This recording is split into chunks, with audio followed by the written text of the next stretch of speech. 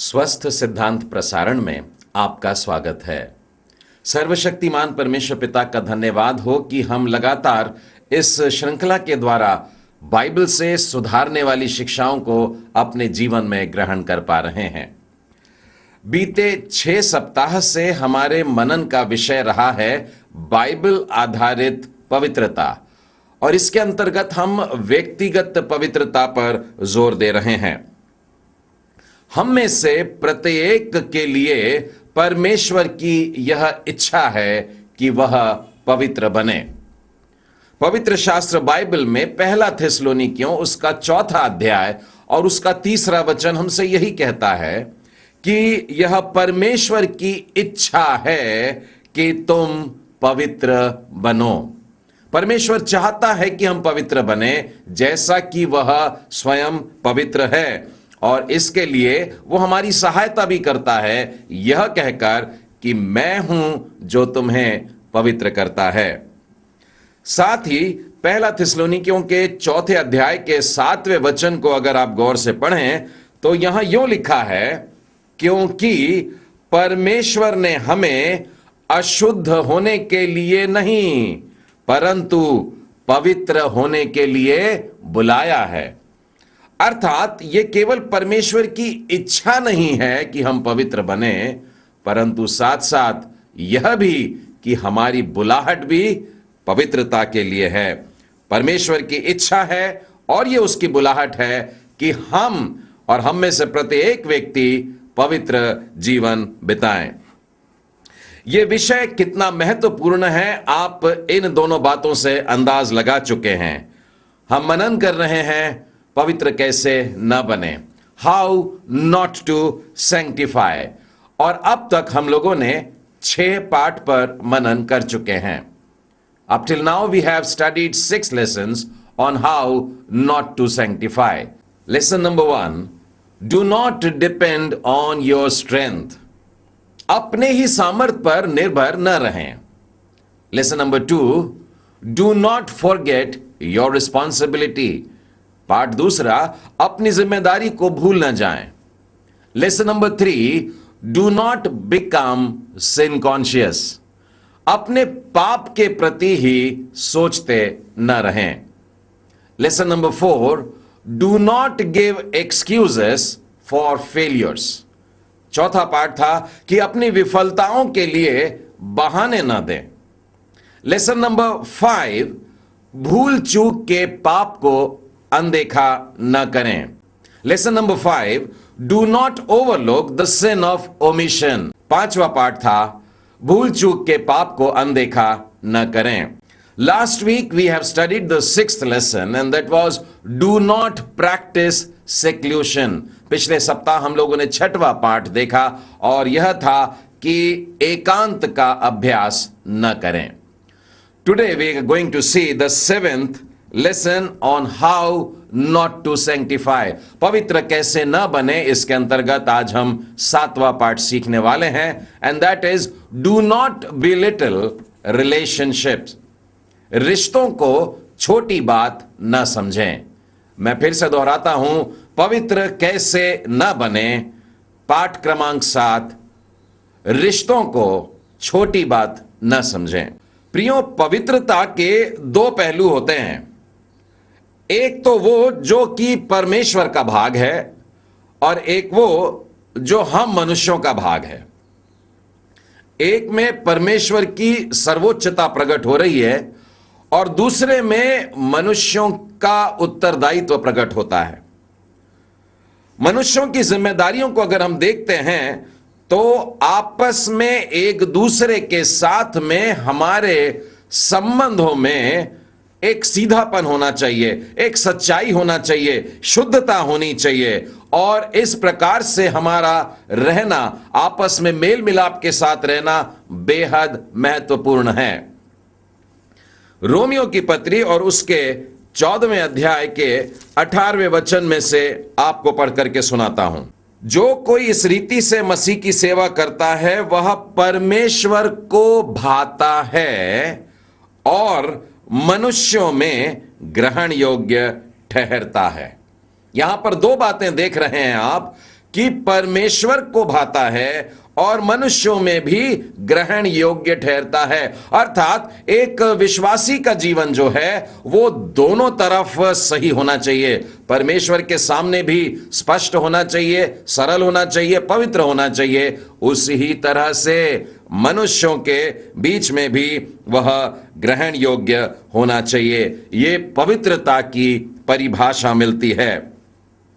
और ये इतना महत्वपूर्ण क्यों है? अगले वचन में इसका उत्तर मिलता है, इसीलिए हम उन बातों में लगे रहें जिनसे मेल मिलाप और एक दूसरे का सुधार हो। तो ये पवित्रता बनाए रखने के लिए परमेश्वर के साथ में ऐसा संबंध जो उसे भाता हो और मनुष्यों के साथ में ऐसा संबंध जो ग्रहण योग्य हो, आपस में मेल मिलाप के साथ में रहे, आपस में शांति से रहे, आपस में झगड़ों की भावना नहीं है, परंतु प्रेम से हम एक दूसरे के साथ में रहें। और मेरे मित्रों, यह जुड़वा विषय है, यह मिलकर के है। जब हम मेल मिलाप के साथ में रहते हैं तो हमारे जीवन में पवित्रता आती है, और परमेश्वर की पवित्रता जितनी हम में आती है उतना ही प्रेम से हम भर जाते हैं और लोगों के साथ में मेल मिलाप से रहते हैं। और इसीलिए आज का पाठ जो हम सीख रहे हैं वो यही है कि रिश्तों को छोटी बात न समझें, डू नॉट बिलिटल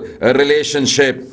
यही भाव हमें इब्रानियों की पुस्तक में मिलता है। मैं आपको इब्रानियों के 12वें अध्याय में लेकर चलता हूं और उसके 14वें वचन को पढ़कर सुनाता हूं। सबसे मेल मिलाप रखो और उस पवित्रता के खोजी हो जिसके बिना कोई प्रभु को कदापि न देखेगा। परमेश्वर को देखने की इच्छा सब लोगों को है, और इसीलिए यहां पर लिखा है कि दो बातें होना बहुत जरूरी है। एक तो यह कि हम परमेश्वर की पवित्रता के खोजी बने रहें, और साथ ही साथ यह भी लिखा है सबके साथ आपस में मेल मिलाप रखो। हमें दोनों बातों की तरफ ध्यान देना है, तब कहीं स्वर्ग राज्य में प्रवेश कर पाएंगे। मैं आगे भी एक 15वें वचन को पढ़ करके सुनाना चाहूंगा जहां पर इस बात की गहराई तक उतर पाएंगे। ध्यान से देखते रहो, ऐसा ना हो कि कोई परमेश्वर के अनुग्रह से वंचित रह जाए, या कोई कड़वी जड़ फूट कर कष्ट दे और उसके द्वारा बहुत लोग अशुद्ध हो जाएं। हमारे आपसी संबंधों में कड़वाहट की जड़ उतर सकती है, वो जड़ अंदर ही अंदर फैल सकती है, और बाइबल कहती है इससे बहुत सारे लोग अपवित्र हो जाएंगे, बहुत सारे लोग अशुद्ध हो जाएंगे। हमें इस बात पर बेहद ध्यान देना है। लिखा है सचेत रहना, ध्यान देते रहना, परमेश्वर के अनुग्रह से वंचित नहीं होना है। अगर ऐसी कोई जड़ फैलना शुरू हो रही है तो जरूरी है मेरे प्रियों कि उस कड़वाहट के पौधे को निकाल कर अभी फेंक दें, उस जड़ को नीचे फैलने ना दें, परंतु तुरंत निकाल दें। प्रभु यीशु ने धार्मिकता के विषय में पहाड़ी उपदेश में बहुत प्यारी बातें कही हैं जो हमें मत्ती रचित सुसमाचार में और उसके 5वें अध्याय में मिलती है। मेरे साथ में खोलिएगा मत्ती का 5वां अध्याय। वास्तव में मत्ती 5, 6 और 7 ये जो हैं पहाड़ी उपदेश के वचन हैं जो यीशु ने धार्मिकता के ऊपर खास तौर से कहे थे। और मेरी ये सलाह है आप लोगों को कि जब कभी आपको समय मिले ये तीनों अध्यायों को पढ़ना और उन पर मनन करना, और आप धार्मिकता के विषय में और अधिक बातों को समझ पाएंगे। यहां पर प्रभु यीशु क्रिस्त जो बातों को कह रहे हैं वो हमारी धार्मिकता से, हमारी पवित्रता से जुड़ी हुई बातें हैं, और इनमें बढ़ने के लिए अब आप देखेंगे किस प्रकार से प्रभु यीशु ने हमारे संबंधों में सुधार लाने के लिए कहा है। हमारे संबंध लोगों के साथ में सरल और सीधे होने चाहिए। मत्ती के 5वें अध्याय के 22वें वचन में प्रभु यीशु हमें सिखाते हैं कि हमें क्रोधित नहीं होना है। 5वें अध्याय के 37वें वचन में लिखा है कि हमें सदैव सच बोलना है। उसी तरह से 39वें वचन में यह लिखा है कि यदि कोई तेरे दाहिने गाल पर थप्पड़ मारता है तो उसकी ओर तू दूसरा भी फेर देना। मत्ती 5 के 44 में लिखा है अपने शत्रुओं से प्रेम करना है। मत्ती के 6वें अध्याय में जाएंगे, 14वें और 15वें वचन में यहां पर क्षमा करने के बारे में कह रहा है। एक दूसरे के साथ में हमारे रिश्तों में अक्सर उतार चढ़ाव आ जाता है, कभी कभी अनबन हो जाता है, कुछ ऐसे बातें खड़ी हो जाती हैं जहां मतभेद होता है। लेकिन बाइबल हमें कह रही है, प्रभु यीशु ने इस प्रकार से कहा है कि तुम्हारी धार्मिकता, तुम्हारी पवित्रता इस बात पर निर्भर करती है, एक दूसरे को क्षमा करते रहो।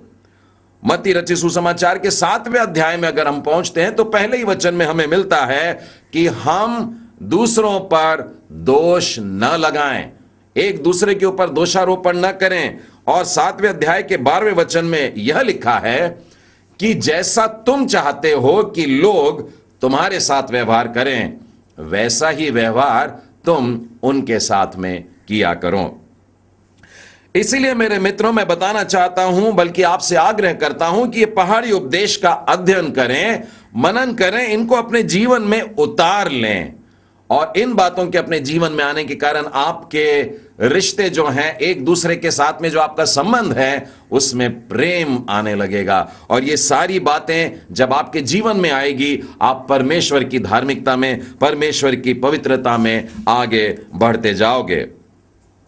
हम पवित्र बाइबल में और भी कुछ उदाहरण देखेंगे जहां हमारे आपसी संबंधों में किस प्रकार से पवित्रता जुड़ी हुई है, यह देख पाएंगे। भजन संहिता का 15वां अध्याय और उसका पहला वचन, बहुत से लोगों को यह अध्याय पूरा पूरा याद हो जाता है, जहां पर यूं लिखा है कि हे परमेश्वर, तेरे तंबू में कौन रहेगा और तेरे पवित्र पर्वत पर कौन बसने पाएगा।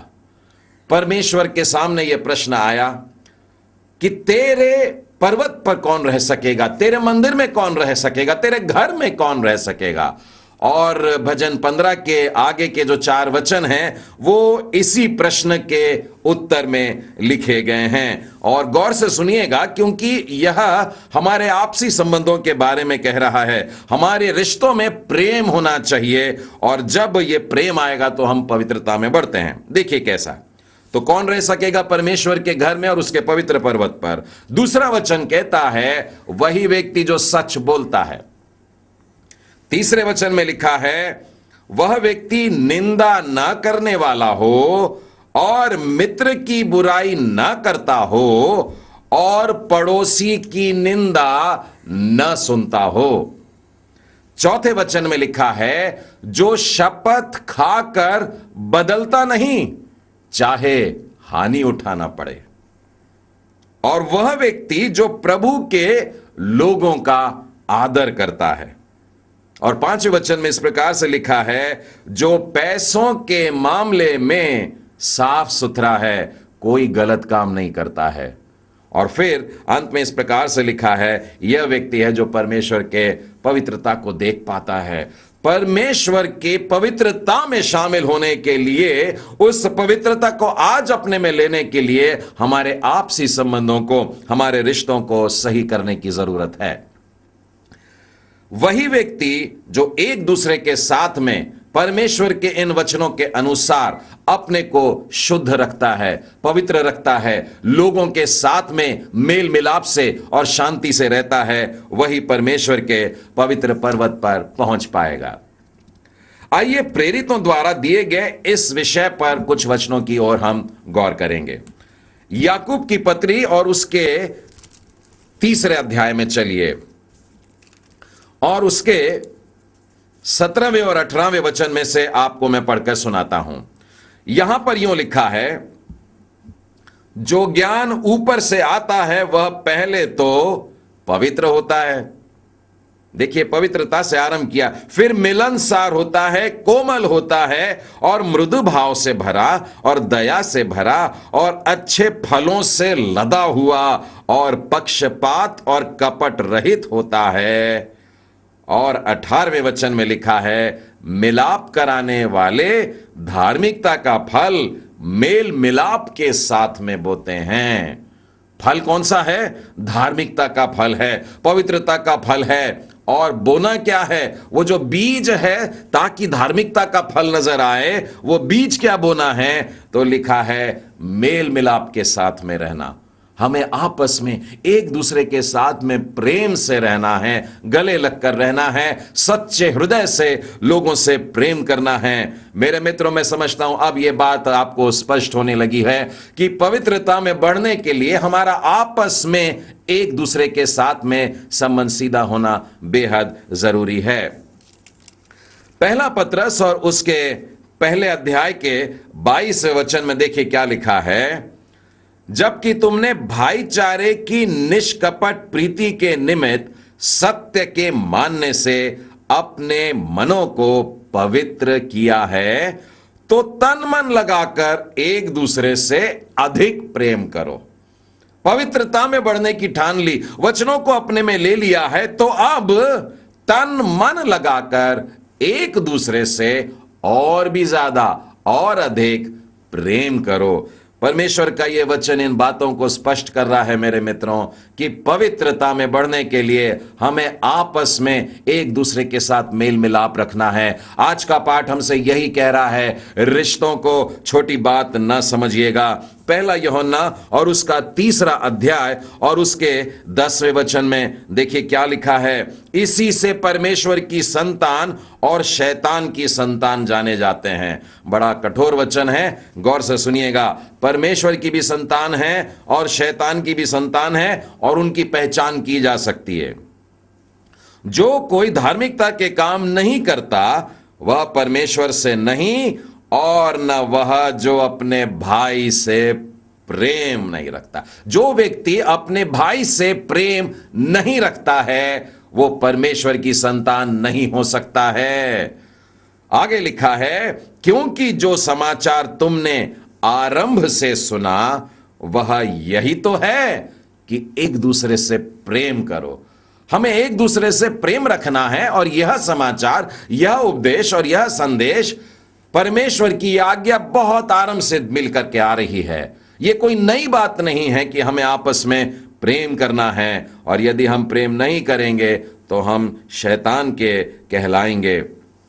प्रियो, परमेश्वर के पवित्रता में बढ़ने के लिए अपने आप को इसी तरीके से जांचते रहें कि कहीं हम गलत तो नहीं कर रहे हैं। और जब हम अपने आप को जांचेंगे तो बेशक ऐसी जगह पाएंगे जहां हमसे कुछ गलतियां हुई हैं, और जब हमसे गलतियां हुई हम जान लेंगे तब हम पश्चाताप करेंगे, और जब हम पश्चाताप करेंगे परमेश्वर हमें क्षमा करेगा, और जब हमें क्षमा प्राप्त होगी तब हम परमेश्वर की पवित्रता में फिर और बढ़ पाएंगे। मित्रों, मत्ती रचित सुसमाचार में क्षमा के विषय में एक प्यारी सी बात लिखी है। मत्ती रचित सुसमाचार के 6वें अध्याय में प्रभु यीशु ने प्रार्थना किस रीति से करना चाहिए यह बताया है, और उसी में यह भी वाक्य आता है कि जैसे हमने अपने अपराधी को क्षमा किया है वैसे ही मेरे अपराधों को भी हे प्रभु तू क्षमा कर। अर्थात प्रियो, ध्यान दीजिएगा, जब आप एक प्रार्थना लेकर, अपने पश्चाताप की दुआ लेकर आप जब परमेश्वर के सामने क्षमा मांगने के लिए खड़े होते हैं तो आपकी भी क्षमा उसी प्रकार से होगी जैसे आपने औरों को किया है।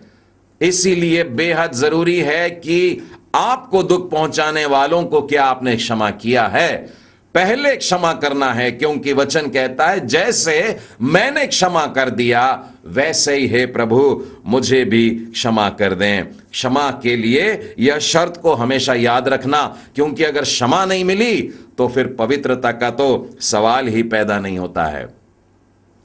पवित्रता के 2 पहलू हैं, एक नकारात्मक प्रकार है और दूसरा सकारात्मक। नकारात्मक प्रकार जो पवित्रता का है वो यूं है कि शरीर के जो गंदे काम हैं, अभिलाषाओं से जुड़े हुए काम हैं, इनको दूर करना है। और पवित्रता से जुड़े हुए जो सकारात्मक विचार हैं वो ऐसा है कि हमें परमेश्वर के आत्मा के फल की अच्छाई होना चाहिए। कुछ बातें हैं जो दूर कर देने का है, जो शरीर के गंदे काम हैं, और आत्मा के जो फल हैं वो मेरे भीतर होने चाहिए। यदि आप गलातियों की पुस्तक और उसके 5वें अध्याय के 19वें, 20वें और 21वें वचन को देखें तो वहां पर शरीर के कामों का वर्णन है, और वहां पे 17 ऐसे गलत काम लिखे हैं जो हम शरीर में होकर के करते हैं, और इन 17 में से 9 पाप ऐसे हैं जो हमारे रिश्तों में दिखाई दे सकते हैं। प्रियो, इस सूची को स्मरण करें, याद रखें, सामने रखें और अपने आप को जांचें और उनको अपने जीवन से निकाल करके दूर करें ताकि पवित्रता में बढ़ सकें। उसी तरह से गलातियों 5:22 में भी हमको आत्मा के फल नजर आते हैं और इन 9 आत्मा के फल में से 7 फल ऐसे हैं जो हमारे आपसी रिश्तों से जुड़े हुए हैं। इनको भी सामने रखें और देखें कि इन 7 फलों में हम कायम होते जाते हैं, हम बनते जाते हैं और बढ़ते जाते हैं। आइए बाइबल में से कुछ और उत्कृष्ट उदाहरणों को देखें जहां पर हमारे संबंधों से हमारे पवित्रता का जुड़ना होता है। मैं पुराने नियम में आपको ले चलता हूं दानियल नबी की पुस्तक और उसके 6वें अध्याय और उसके 22वें वचन में। दानियल को सिंह की मान में डाल दिया गया था। राजा बेचैन है, सुबह सुबह उठता है और फिर वो पुकारता है, हे दानियल, जीवते परमेश्वर की आराधना करने वाले, क्या सिंहों ने तुझे बचा लिया? अब देखिए दानियल क्या जवाब देता है। दानियल ने राजा से कहा, मेरे परमेश्वर ने अपना दूत भेजकर सिंहों के मुंह को ऐसा बंद रखा कि उन्होंने मेरी कुछ भी हानि नहीं की। अब आगे लिखा है कि क्यों नहीं की। इसका कारण यह है कि पहला, मैं परमेश्वर के सामने निर्दोष पाया गया।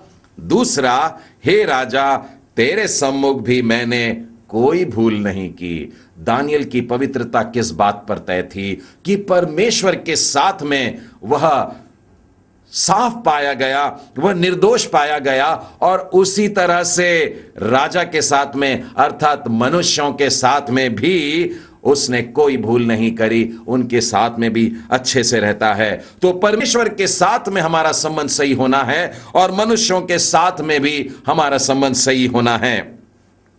प्रभु यीशु मसीह के जीवन से भी एक बात आपको बताना चाहता हूं। प्रभु यीशु भी इसी प्रकार से बढ़ रहे थे। लूका के 2 अध्याय के 52वें वचन में लिखा है, और यीशु बुद्धि में, डील डॉल में और परमेश्वर और मनुष्य के अनुग्रह में बढ़ता गया। हमें भी इस बात को ध्यान में रखना है, दोनों तरीके से हमारे जीवन में ये बातें आने चाहिए। आइए प्रेरितों के जीवन से इन बातों को देखते हैं। 2 कुरिन्थी और उसका 8वां अध्याय और उसके 21वें वचन में लिखा है, क्योंकि जो बातें केवल प्रभु ही के निकट नहीं परंतु मनुष्यों के निकट भी भली हैं, उनमें हम लगे रहते हैं। परमेश्वर के साथ में सरल रहते हैं, उसी प्रकार से मनुष्यों के साथ में भी सीधा जीवन बिताना बहुत जरूरी है। इस विषय में कुछ चेतावनियां भी देना चाहता हूं। मेरे साथ में खोलिएगा भजन संहिता का वचन, और यह वचन ऐसा है कि इसे हमेशा स्मरण रखना मेरे मित्रों, अपने जीवन की चाल पर ध्यान करते हुए, क्योंकि हमारा जीवन दूसरे के जीवन पर भी असर डालता है। यह बात यहां पर स्पष्ट होती है। 69 भजन संहिता और उसका 5 और 6 में यूं लिखा है, हे परमेश्वर, तू तो मेरी मूर्खता को जानता है और मेरे दोष तुझसे छिपे नहीं है। परमेश्वर के सामने मेरा जीवन खुला है, कुछ भी मेरा छुपा हुआ नहीं है, वो सब कुछ जानता है। अगला वचन देखिए, हे सेनाओं के यहोवा, जो तेरी बाट जोहते हैं उनकी आशा मेरे कारण न टूटे।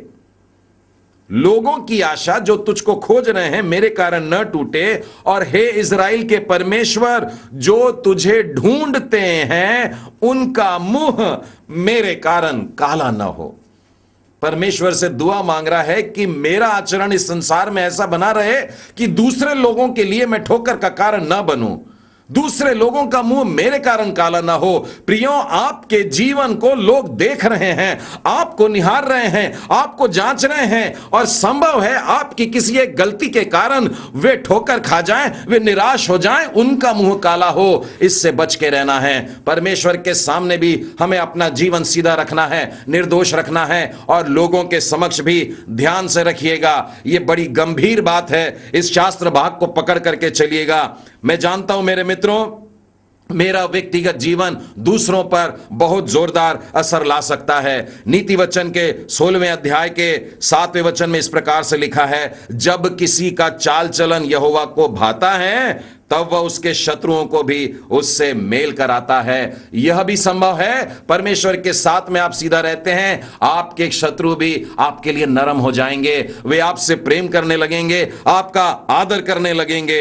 इसी तरह से एक उदाहरण आपको सुसमाचार में से, नए नियम में से बताता हूं। यूसुफ का उदाहरण देखिए, जिससे यह बात पता लगेगी यदि आप परमेश्वर की पवित्रता में आगे बढ़ते हैं तब आप दूसरों के साथ में कैसा व्यवहार करते हैं। विशेष करके ऐसे लोग जो अपने जीवन में कोई गलती करते हो या पाप करते हो, उन पर भी आप दोषारोपण नहीं करते, उन पर कीचड़ नहीं उछालते हैं। यूसुफ के जीवन से देखिए, यूसुफ की मंगनी मरियम के साथ हो गई थी, शादी होने वाली थी। वे दोनों साथ एकत्रित होने से पहले यह पाया गया कि मरियम गर्भवती है। अब उस समय के नियमों के हिसाब से मरियम को पथरवा करके मारा डाला जाना चाहिए था, लेकिन यूसुफ ने, बाइबल कहती है, चुपचाप से उसे त्यागने की कोशिश की, अर्थात चुपचाप से उसे छोड़ दूं ताकि उसकी बदनामी ना हो। और सही समय पे परमेश्वर का दूत आके उससे बताता है कि मरियम के गर्भ में जो है वो पाप के कारण नहीं है परंतु पवित्र आत्मा के कारण है। और धर्मी यूसुफ उसे अपना लेता है और उसकी पवित्रता कायम रहती है। मेरे मित्रों, जब हम अपने रिश्तों की बातों को करें तो केवल चर्च की बातें या समाज की बातें ऐसा ना करें। हमारी धार्मिकता, हमारी पवित्रता और हमारे संबंध परिवार से शुरू होने चाहिए, घर से शुरू होने चाहिए। यदि आप यूहन्ना बपतिस्मा दाता की सेवकाई को देखें, लूका के पहले अध्याय में लिखा है कि वह मनुष्यों का ध्यान परमेश्वर की ओर कराने के लिए आया, और फिर उसी के साथ में अगले वचन में मिलता है कि वो परिवार में भी शांति लेने के लिए आया, पितरों का ध्यान अपने बच्चों की तरफ करने के लिए आया है। अर्थात परिवार में भी हम लोगों के संबंध सरल और सीधे होने चाहिए। और इसीलिए बाइबल हमें सिखाती है, मेरे मित्रों, जब कभी हम किसी के घर में प्रवेश करते हैं तो पहला शब्द होना चाहिए, तुम्हें शांति मिले। हम लोग आपस में एक दूसरे के साथ में मेल मिलाप से रहें।